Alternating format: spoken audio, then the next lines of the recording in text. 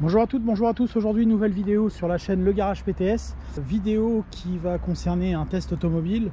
Merci à vous d'être toujours plus nombreux sur la chaîne à suivre nos tests, nos avis fiabilité et autres.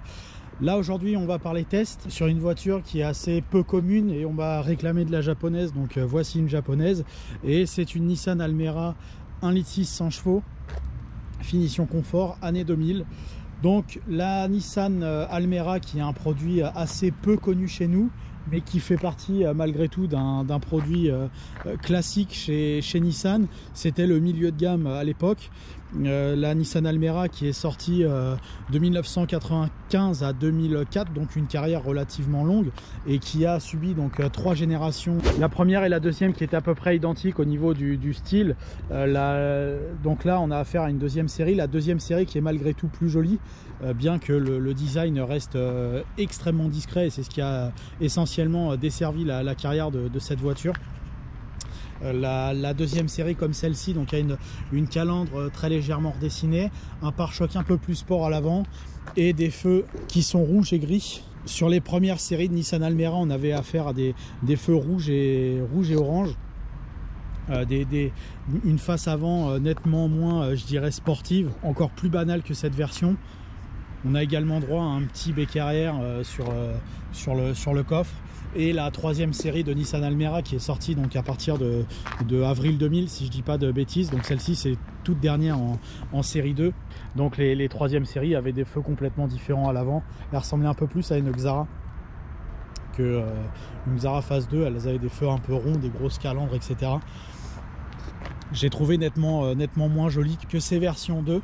Pour moi c'est la plus réussie d'un point de vue du design, bien que ce soit extrêmement simple, encore une fois, et extrêmement classique.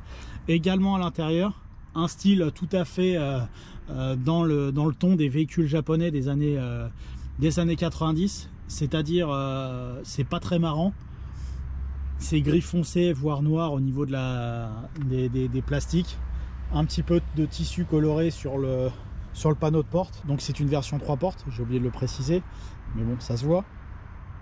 Donc vous avez un avancement des sièges qui est possible via cette poignée. Vous tirez et hop, ça vous libère l'accès pour la voiture. Donc c'est une 5 places, on peut voir les ceintures, simplement 4 appuis-têtes. Et pour en revenir au panneau de porte, donc le panneau de porte reprend le style de tissu de la partie centrale des sièges qui sont en velours sur les côtés et même en velours au centre. D'ailleurs c'est que du velours.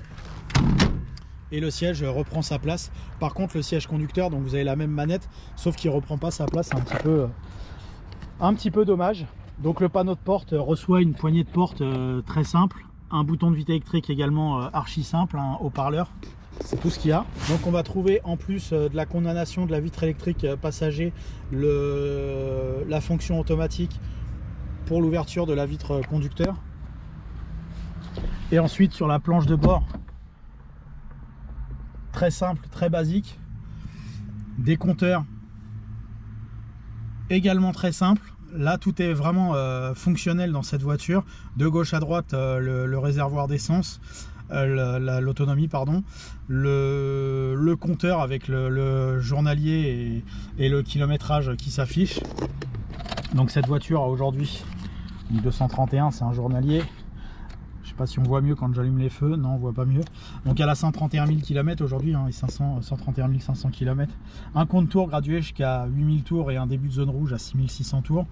Et une jauge de température et quelques manomètres différents pour différentes indications.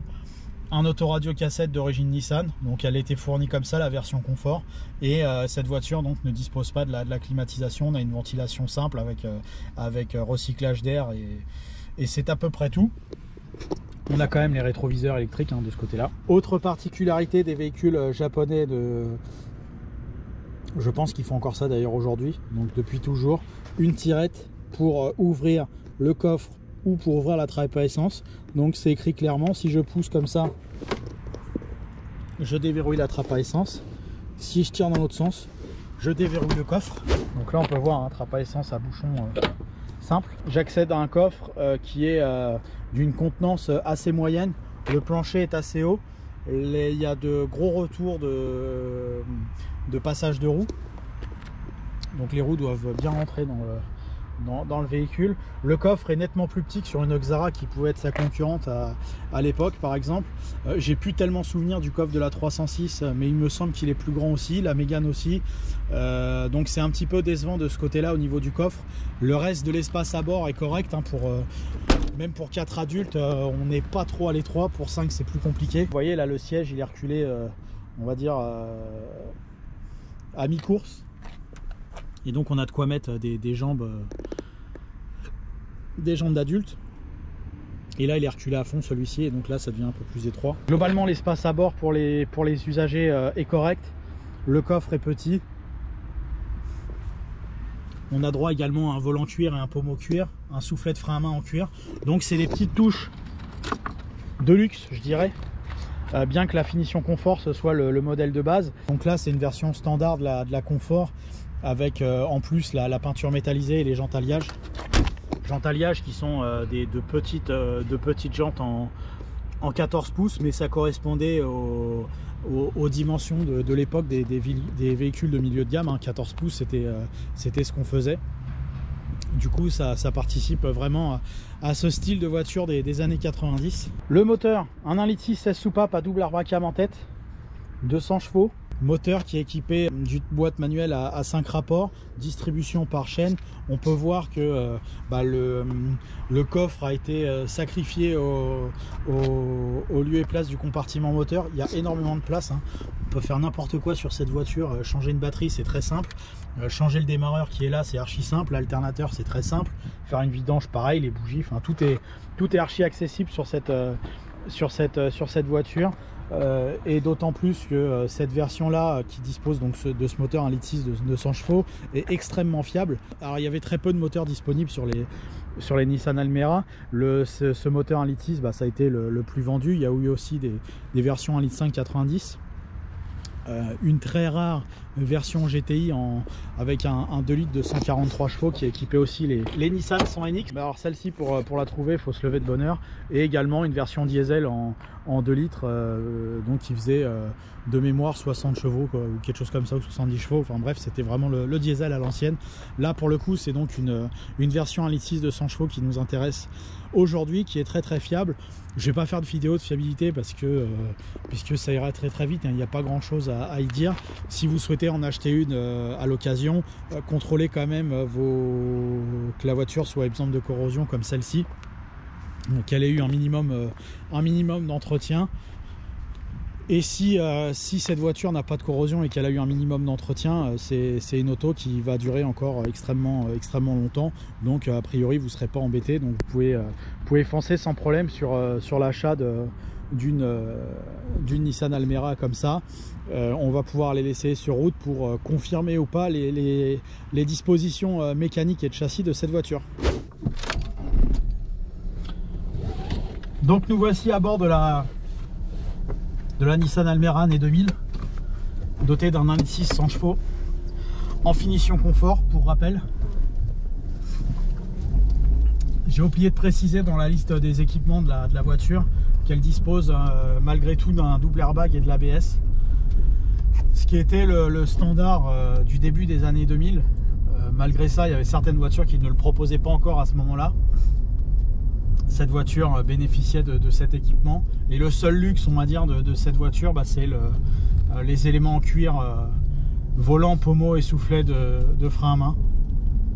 Hormis ça, équipement très simple, très minimaliste, avec direction assistée, vitre électrique, fermeture centralisée, anti-démarrage, et puis optionnel comme je l'ai dit tout à l'heure, jantes alliage et peinture métallisée.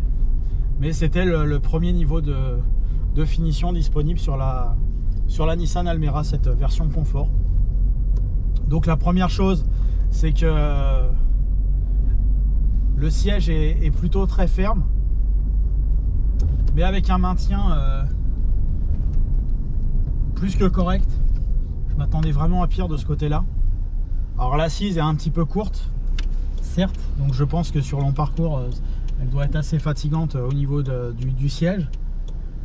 Mais par contre je trouve que le siège on est plutôt bien maintenu dedans. Le niveau sonore de est assez présent. La première petite accélération, on entend légèrement ce moteur japonais, mais ça participe à une sorte de vivacité. Là, dès qu'on part avec la voiture, on sent qu'elle est assez réactive. Les vitesses s'engagent très bien. Et on va pouvoir dans quelques instants aller procéder à son test d'accélération traditionnel, à un départ 50 à l'heure en deuxième pour les moteurs essence. On est plutôt sur troisième 50 sur les versions diesel.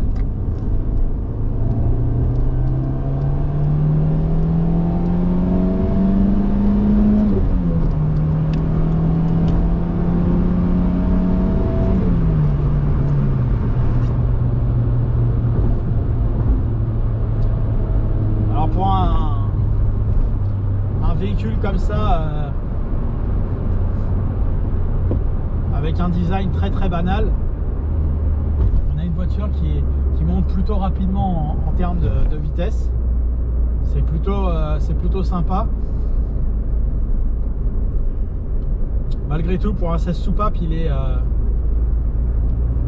pas extrêmement expressif dans les tours, mais je pense qu'en termes de reprise, il va en surprendre plus d'un.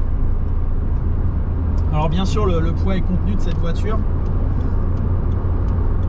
mais son design vraiment passe-partout. Je pense qu'il ferait mal à la tête à pas mal de SUV modernes.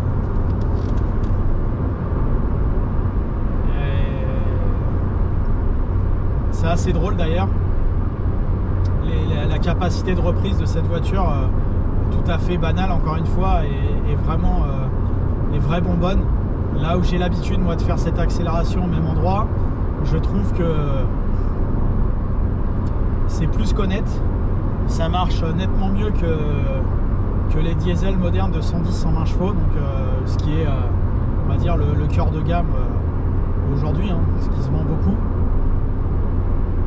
Donc bonne surprise de ce côté là. Par contre, le niveau sonore, c'est un peu les défauts des voitures japonaises quand on les utilise. Beaucoup de bruit de roulement. Les passages de roue doivent être assez fins, ce qui fait qu'on a tous les défauts de la route qui reviennent. Et à 90 km/h là, on n'entend pas le moteur, mais par contre on entend tout l'environnement restant. Et de ce côté là, sur un voyage assez long, c'est dommage, mais c'est assez fatigant. Alors il y en a qui vont s'y accommoder, d'autres non.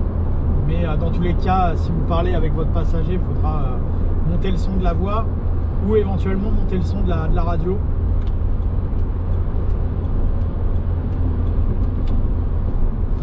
Pour le reste, le confort de suspension et la tenue est également très dynamique. Je trouve que la voiture prend absolument pas de roulis. Et le freinage, je le trouve même excellent. La voiture est assez légère, elle dispose de 4 disques de frein. Et on a même une attaque à la pédale qui est extrêmement agressive, je dirais. Il y a un temps d'adaptation pour freiner cette voiture. Elle freine très fort tout de suite. Donc il y a un petit temps d'adaptation, et par contre c'est extrêmement rassurant. Et pour une voiture toute simple comme cette Nissan, bon, on peut même prendre un peu de plaisir à la conduire. Ça va par exemple être beaucoup plus drôle à conduire qu'une Mégane ou une Xara, ou voire même une Golf. Je rappelle que quand la Nissan Almera est sortie en 95, la concurrente c'était la Golf 3 et le châssis était pas terrible, hein, des Golf 3. Alors que là, franchement, encore une fois, le design extérieur et même intérieur, là, la première fois qu'on s'assoit dedans, on ne va pas s'attendre à une voiture que je vais qualifier plutôt de dynamique dans sa catégorie. Et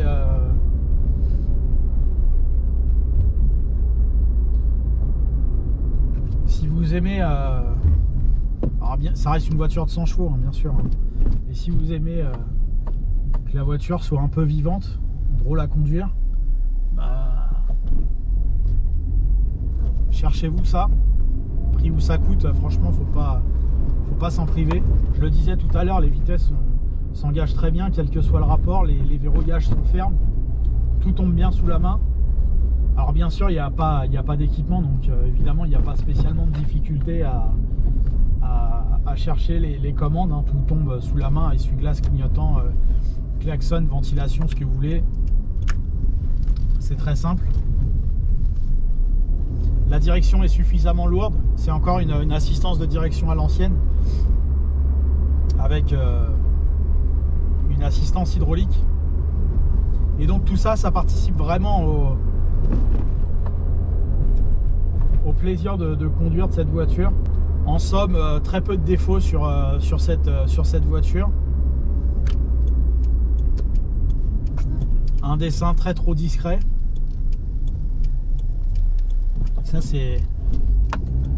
Ça peut être rebutant pour beaucoup de personnes. C'est d'ailleurs pour ça qu'on n'en voit pas beaucoup, hein, des Nissan Almera.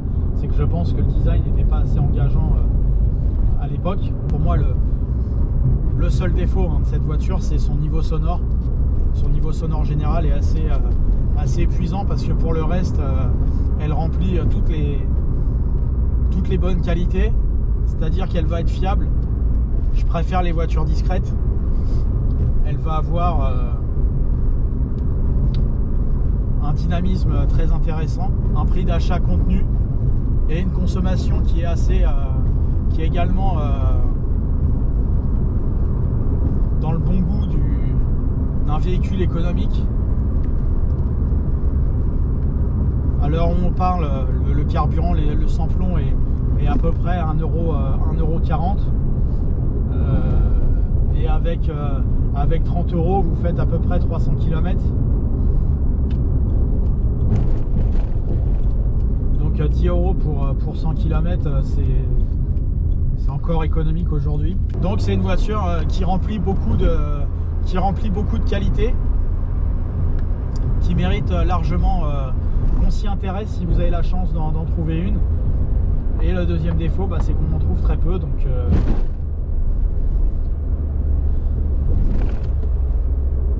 deux choses un petit peu dommage. Hormis ça, franchement, il n'y a pas vraiment de défaut à lui reprocher. Après, ça va être des petits trucs, hein. Bon, le dessin du tableau de bord, ils auraient pu faire un effort, le coffre est un peu petit. Mais franchement, c'est des tout petits défauts par rapport à ce qu'elle va vous apporter au quotidien pour le reste.